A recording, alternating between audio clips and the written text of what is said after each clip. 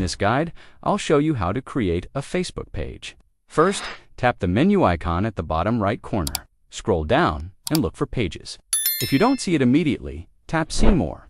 Once you find Pages, tap on it. Now tap Create at the top left and then select Get Started at the bottom. Enter your page name. This could be for a business, fan page, or anything else, and tap Next . Next.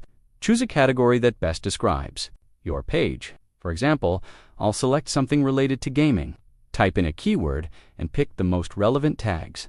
Once that's done, tap Create at the bottom. Facebook will now guide you through a few more steps where you can describe your page, add contact information, and customize it.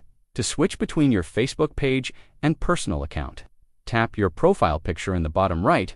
At the top, you'll see your Facebook page's profile picture. Just tap it to switch. Guide helped you. Don't forget to like and subscribe. See you in the next one.